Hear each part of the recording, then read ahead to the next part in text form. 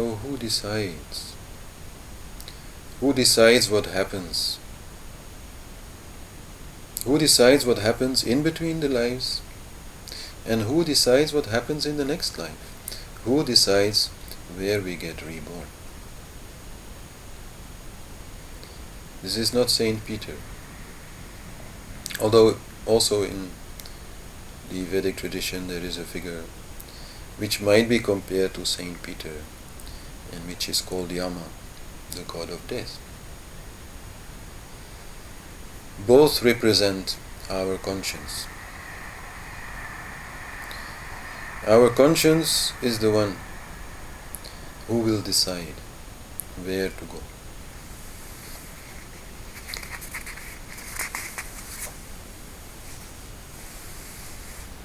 That conscience is you.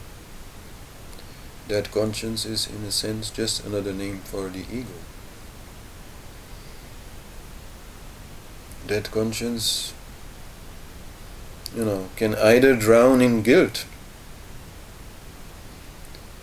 and out of this guilt send itself to hell, both in between lives as in the next life. Or it can understand that whatever errors have been made out of stupidity, lack of control. Forgive and then go to heaven to learn something more. So forgiveness is very, very important. Heaven is very, very important. Not to send yourself to hell, neither in this life, nor in between lives, nor in the next life, for what you have done, for what you have done wrong, is very important. And there's a nice story about that. Once there was a bandit, a robber, and with his group of robbers he attacked a village. But the villagers, they were quite well prepared for it, and they fought back very well. So this bandit king, you could say, suddenly found himself alone with all his comrades slaughtered. And he had to run away, and ran into the forest to hide. And while he was there hiding in between the bushes, he suddenly heard the sound of a woman crying. And when he moved near, he saw that she was in labor. She was going to deliver a child. And apparently this was not going very well. So he went to her and helped her to deliver the child. And when that happened, when the child came out and he held it in his hands, this is quite an experience. If you ever, have experienced that, it's such a miracle. And so, meeting this miracle caused this bandit to understand the miracle of life. It caused him to remember his own mother, to see how much suffering she had gone through just to give birth to him. It caused him to remember his mother also, when he was a child, taking care of him. His love for his mother came back, and he realized suddenly what a bad life he had been leading. Now, this woman continued to bleed, continued to suffer and cry in pain. So he thought she will die. And because of the love he felt for his mother, he felt love also for this mother. So he thought, what else can I do? I take her up and the baby and bring her back to the village. Maybe they can save her. So he did that. But when the villagers saw him coming in, they showed no mercy.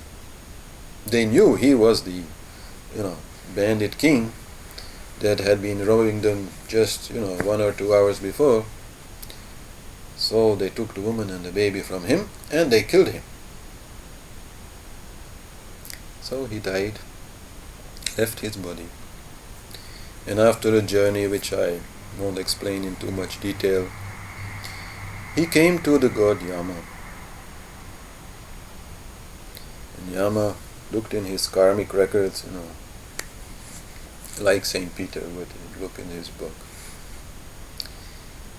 And he said, well, you've been leading a very bad life for so long. You have been robbing and killing people. The only thing you really done good was the last thing you did, in bringing this lady back to the village, knowing that they might kill you.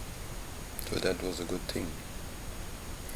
For that thing, you can get one day as the king of heaven, having all the powers of the king of heaven for one day. But for all your other bad deeds, I cannot do, any less, but send you for 7,000 years to hell. Now you have to choose. What do you want to do first? First, one day in heaven, or first 7,000 years in hell? So the bandit wasn't really knowing what to do. And fortunately at that time, Guru, Jupiter, the teacher, came by. So he asked some advice. And Guru told him, first do that day in heaven. That is the best choice. But remember, when you are the king of heaven, try to use all the power that you have then to help others. That will be very good for you. So the bandit chose first to be the king of heaven. And when he became the king of heaven, he discovered so many powers, so many tools, powerful tools. And he thought how to make best use of this, like, Guru has been saying. And he started just distributing everything to other gods and saints and seers and asking them to use it for the benefit of the world. So he was busy with that all day. Didn't really get any time to enjoy heaven himself. Going to sleep, waking up the next morning and going back to Yama in order to be sent to hell for 7,000 years. But when he came to Yama, Yama again looked in the book and said, oh, what happened? Because of all the good you did in that one day with all those powers through all those other gods and saints, you have now earned 7,000 years of heaven and only one day of hell remains. So you choose. What do you want to do first?